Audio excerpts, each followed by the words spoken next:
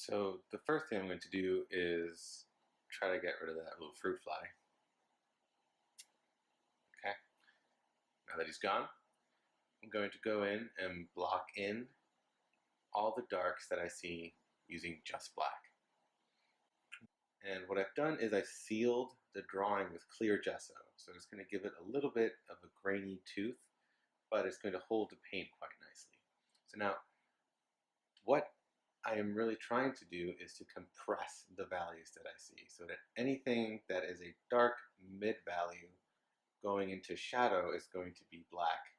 Anything that is a lighter middle value towards the light and the highlights is going to be painted as white. So even though I drew this core shadow and these cast shadows, I'm going to treat them as black because the black fabric that they're sitting on is still fairly dark. And what I really want to do is create a statement. It's just a two-value statement. It's more or less an abstract. This takes a few minutes and it's just a quick way to establish a composition. So I'm going to stop talking for a minute and just block this in.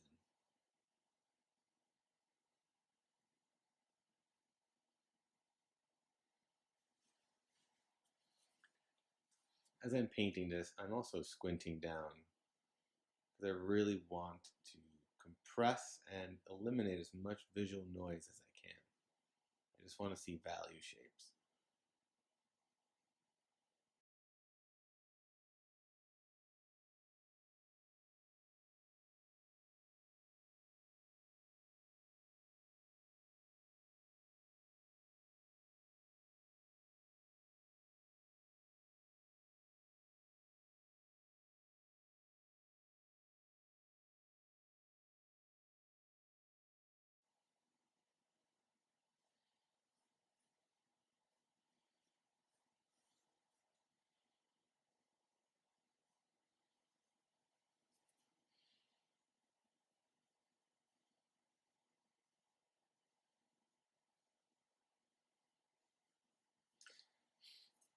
These kinds of studies I do before I work on bigger paintings. They're just a nice way for me to just get some quick ideas down. And there's very little commitment to just kind of put some black and white paint into your sketchbook, just to play around with some compositional ideas, with values, and just as a way to study.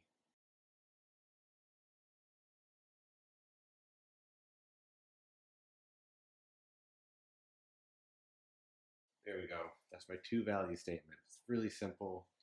There's no magic to this. It's not some illuminating artist technique, but this is a great way for anyone, whether you've been painting for years or you're just starting out. This is a great exercise, and I have my students do this for several weeks, and I try to get my teams to do this before they start painting, just to explore different options before they commit to color.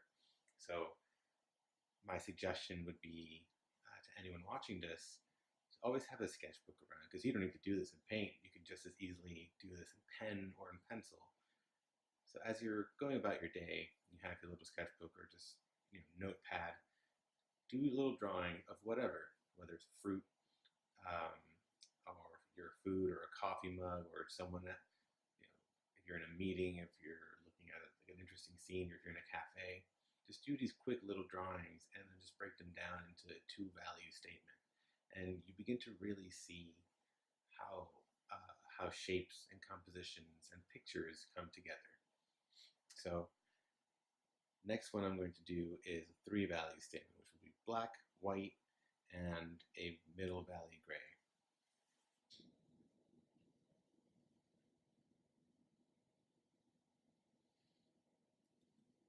So I'm thinking first that the background entirely is going to be this middle gray. So I'll just paint that in. And as I'm painting, I'll be thinking where to go.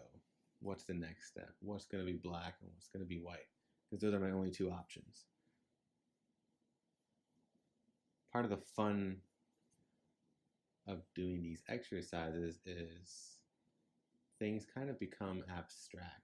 Not in a pure abstract way, it's not expressionism or anything like that, but because I am interested in how shapes kind of melt together, especially values. As I'm working, which values will just kind of blend into another shape or another part of the painting. That always makes for really, really strong painting. So very conscious of that as I'm working.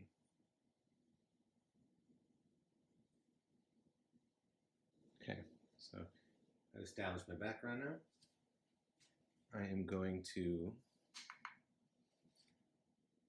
assess, mix a little bit more of that gray while I'm talking. And something that I was thinking about as I was painting, so the red apple is darker than the green apple inherently, and it's just a darker value. What I'm thinking is that the shadow part of the red apple and both cast shadows are going to be black, but this part is going to also be black, and then there's going to be this part of the red apple. I'm going to actually make it the same gray as the background, but as I go into the green apple, because when you squint, you can actually see a little bit more contrast in the shadow side against this side. What I'm going to do is paint the shadow side of the green apple this gray, and then the light side, I'll actually paint it white. Even though it's not white, it's not even close to white. But again, what I'm going for is interesting shapes, interesting combinations. I don't want to relegate the white to just being the highlights. I want to actually think of this in terms of complex shapes and organization of design. So that being said, I'm going to go ahead right now, paint this in here.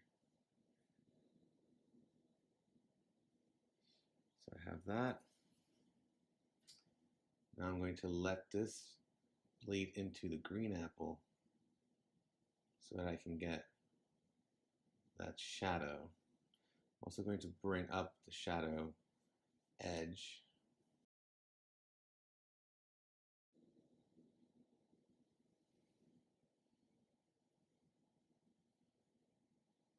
Okay, so now what I'm going to do is paint in the black.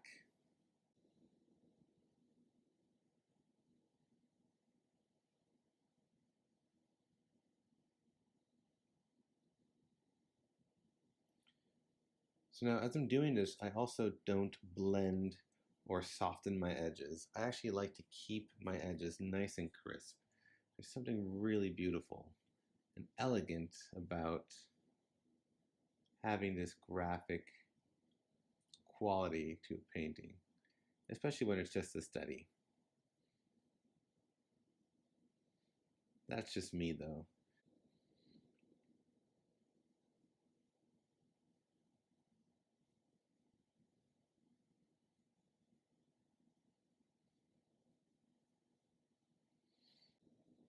Okay.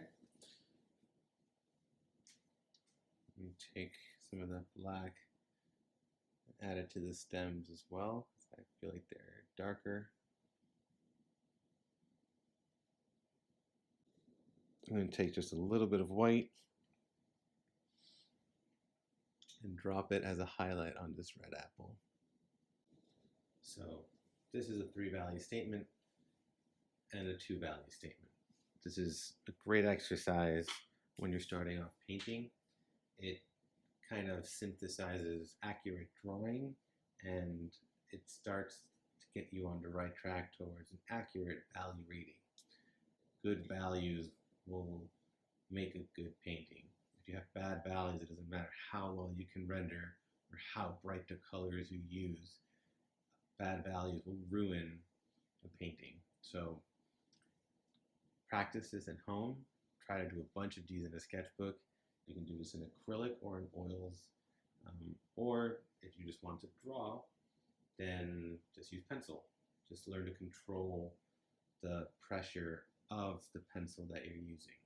I'll be making other videos on drawing as well. If you can work from observation, that's even better. This is actually something you can do from photos as well. And this will be stuff that I talk about in future videos. This is the first video that I'm making ever. So definitely work in progress, so bear with me. But I really hope you enjoy this. It's a very simple exercise, but it's incredibly powerful, and I hope you can appreciate. So thank you so much. Tune in next time. Thank you.